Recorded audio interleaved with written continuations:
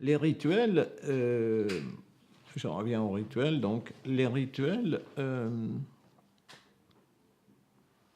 en Mélanésie en tout cas, permettent de se tenir éloigné de ce monde mythique où la situation dégénère beaucoup, elle est instable, elle est désagréable, le cannibalisme fait rage, etc., etc. Alors, tout à l'heure, j'ai parlé de l'initiation. Alors, dans les bons cas, l'enfant n'est pas tué, et le cochon est tué et mangé. Dans les bons cas, dans les mauvais cas, c'est le cochon qui est tué et l'enfant devient le sujet de l'échange. Il y a aussi des cas où on est initié, par exemple, donc on devient un sujet de l'échange, le type se croit arrivé, et puis, pof, il se promène dans la forêt, il rencontre un ennemi, l'autre lui tape dessus, et le cuisine et le mange. Voilà donc une initiation qui, en principe, était réussie, puisque l'homme devait rester entier, le cochon était découpé et bouffé, et le type, il croyait qu'il s'en était sorti correctement, et puis pof, il se promène dans la forêt, tac, il tombe sur un ennemi et il est bouffé. Ça veut dire que son initiation a raté. Lui, individuellement, ça a raté, ça aurait dû tenir un certain temps, il aurait dû tenir en un seul morceau, et puis comme ça n'a pas marché, bouf, il a été tué. Donc, ce que je voulais dire par là, c'est que l'espèce de paix obtenue grâce à l'initiation et grâce au rituel n'est pas toujours garantie. Il y a des irruptions dans ce monde relativement policé, relativement stable, où quand on se fâche, on donne des cochons à la place de taper sur la tête du type et de le manger. Dans ce monde relativement stable, il y a des irruptions, des moments où le monde mythique réapparaît, soit sous la forme de morts qui vous attaquent, soit sous la forme d'ennemis qui vous attaquent, soit sous la forme de phénomènes bizarres, soit sous les formes de la magie, etc. Il y a des irruptions de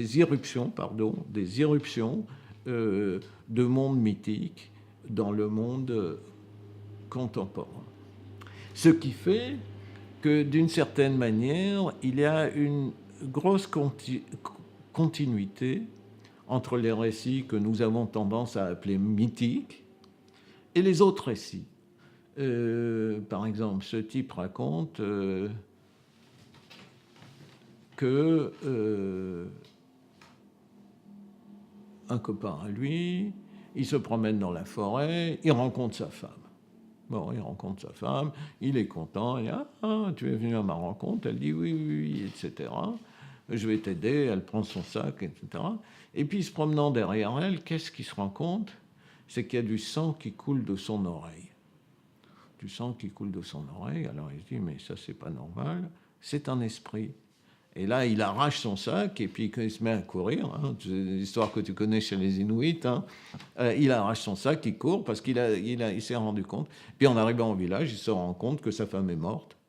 En son absence, sa femme est morte. Et en fait, c'était son esprit qui était en train d'essayer de l'attaquer sous la forme de cette femme. Donc, entre une histoire comme ça et une histoire mythique où la femme se transforme en poisson, en serpent, etc., et l'histoire où un type rencontre quelque chose de bizarre dans la forêt, un type voilà, il dit « J'ai été dans la forêt, c'était la nuit, j'ai été attaqué par un esprit, je ne savais plus où me mettre, j'ai couru, regarde, je suis tout griffé, etc. » Il y a une sorte de continuité. Il n'y a pas de rupture, il n'y a pas un monde mythique et un monde pas mythique. Il y a une sorte de continuité. Et c'est l'impression qu'on a essayé de donner en mettant côte à côte plusieurs récits avec Eric Schwimmer, on a publié un livre qui s'appelle « Parle et je t'écouterai » chez Gallimard, il y a de nombreuses années maintenant. Et l'idée, c'était de montrer qu'il y a une sorte de continuité.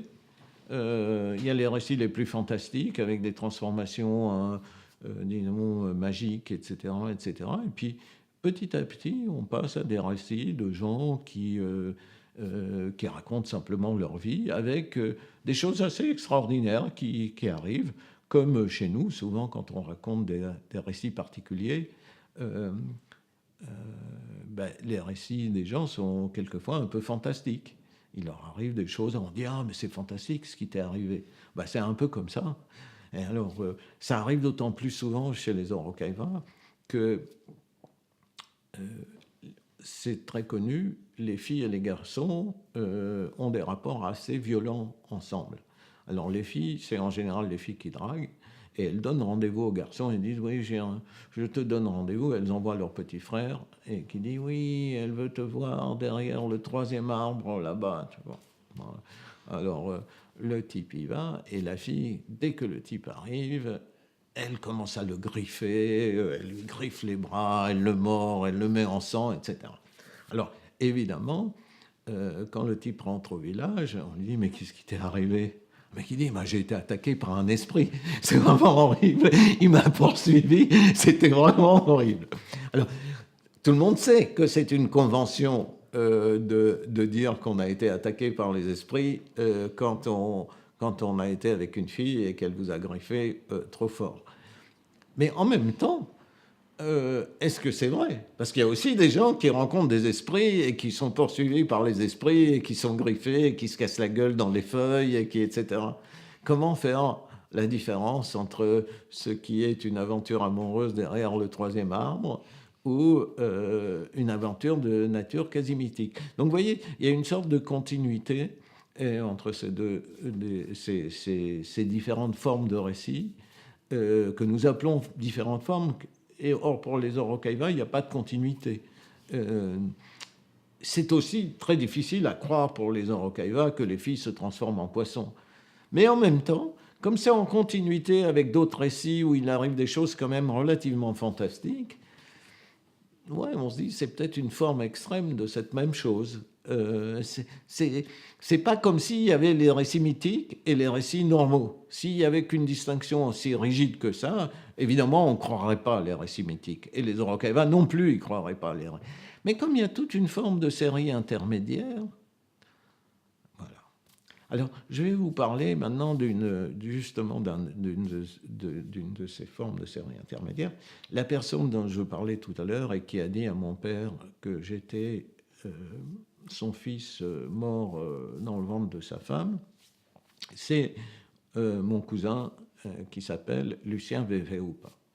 Et Lucien Veveupa, il a écrit un livre, c'est moi qui lui ai demandé, parce que Lucien Veveupa, c'est un type assez fantastique, c'est un type extraordinaire, qui est prêtre.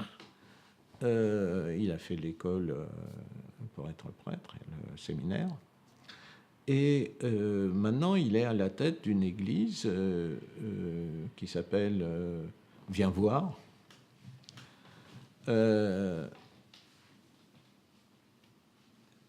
Dont lui dit que c'est une église anglicane, c'est l'église anglicane la plus conventionnelle possible, et les anglicans ne sont pas d'accord avec cette théorie. Donc, voilà. Mais il a une très grande église qui a beaucoup de succès dans la province Oro. Il a beaucoup de membres. Alors, Lucien, c'est un type extraordinaire, d'une culture remarquable. Quand il était au séminaire, il lisait tous les livres interdits, etc.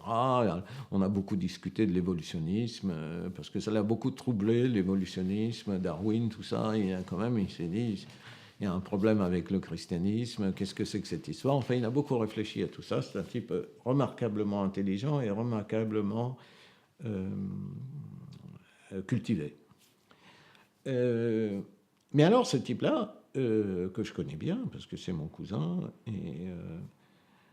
il est mort 3 fois. Et il a été ressuscité 3 fois. Alors, je lui ai dit, écoute, Lucien, il faut absolument que tu écrives un livre, dont une fois il a été enterré. Une fois il a été dans un cercueil, une fois il a été enterré, et une fois il a été abandonné simplement. Bébé, je veux dire. Et donc je lui ai dit, il faut absolument que tu écrives ta vie, parce que des gens qui sont morts 3 fois et qui sont ressuscités 3 fois, c'est très très rare, hein, il faut quand même... Et donc il a écrit, je ne pensais pas qu'il aurait le temps de le faire, et puis un jour, une année, je suis allé chez lui, il m'a amené dans son bureau, et il m'a dit, voilà, et il m'a donné le manuscrit. Et je l'ai traduit en anglais, on l'a publié aux presses universitaires de UPNG, University of Papua New Guinea. Et voilà, donc je vous conseille de lire ce livre. Alors ce qui est intéressant avec ce livre, c'est qu'en plus il est gratuit, parce que maintenant on le trouve sur le site de la revue Traverse. Ils l'ont publié à nouveau, ils ont obtenu les droits de l'UPNG, et ils l'ont publié à nouveau en Internet, donc on peut le télécharger gratuitement sur le site de la revue Traverse. Alors c'est un type vraiment remarquable, il raconte sa vie. Alors je lui demande, tu devrais écrire une bibliographie. Alors il me donne le manuscrit, je reviens chez moi, à ma maison, en Nouvelle-Guinée, et puis j'ouvre le manuscrit, qu'est-ce que je vois ? 3/4 du livre, c'est-à-dire tout le début, c'est l'histoire du peuple Rocaïva. Bon, pourquoi il a... Et alors, je me dis, mais dis donc, c'est quand même vraiment très différent d'être un Rocaïva, d'être un Français. Moi, si on m'avait dit écrire une biographie ou une autobiographie, j'aurais commencé, je suis né le 15 décembre, etc. Voilà. J'aurais parlé que de moi, au fond. Ça m'aurait fait vraiment plaisir de le faire. Lui, non. Et il pense que ça n'a aucun sens de parler de sa vie s'il ne le contextualise pas dans quelque chose qui est une vision historique, une vision philosophique du peuple dans lequel il vit. Donc il commence par raconter tout ce que je vous ai dit là. Avant, on vivait tous debout, c'était la guerre permanente, etc., etc. Et puis il en arrive à sa vie, à lui. Et en même temps, c'est un ouvrage religieux parce que c'est un ouvrage où il essaye de répondre à la question qui est souvent posée par les Orokaïva qui sont désormais chrétiens. Les Orokaïva disent tous la même chose. Ils disent « Je prie tous les jours, je prie le dimanche pendant 3 heures, etc. Et Dieu ne me donne jamais ce que je demande. » C'est évidemment une question un petit peu difficile. Alors on dit, ça sert à quoi de faire tout ça, puisque ça ne marche pas. Dans notre tradition, on demandait à un ancêtre de faire je ne sais pas quoi, le type il le faisait, et puis c'était tout, quoi. Mais là, ça sert à quoi? Alors, Lucien, qui lui est prêtre, essaye de répondre à cette question. Et c'est vraiment ça, le truc de son livre. Il dit, c'est pas que Dieu ne nous répond pas, c'est que Dieu ne nous répond pas comme nous répondaient nos ancêtres. C'est une autre tradition. Il nous répond autrement. Et il essaye de montrer que dans sa vie, lui qui est mort 3 fois, Dieu lui a toujours répondu. Et il dit, s'il me répond à moi, c'est qu'il vous répond à vous, mais vous ne savez pas que c'est une réponse. Vous attendez autre chose, et ce n'est pas ce que donne ce Dieu-là. Nos ancêtres, oui, c'est vrai, ils donnent ça, mais ce Dieu-là donne autre chose. Et c'est ça le but de son livre. Et c'est un livre très intéressant où il montre très bien comment lui il n'a jamais voulu être prêtre. En fait, il était un grand danseur, il aimait bien danser, il aimait bien les filles. D'ailleurs, il a été viré de l'église anglicane parce qu'il était polygame. Ça ne leur a pas beaucoup plu. il aimait bien faire la politique, il a été ministre, etc., etc. Mais il ne voulait pas être prêtre. Ça, c'était vraiment pas. Mais à chaque fois qu'il a essayé d'échapper à son destin, Dieu l'a forcé d'y revenir parce qu'il est mort et il est revenu. Et à chaque fois, il a été obligé de revenir. Et c'est un livre assez... c'est bien écrit, c'est un beau livre, et je vous conseille de lire ce livre de Lucien Wegerup, qui dira mieux que moi ce qu'il en est.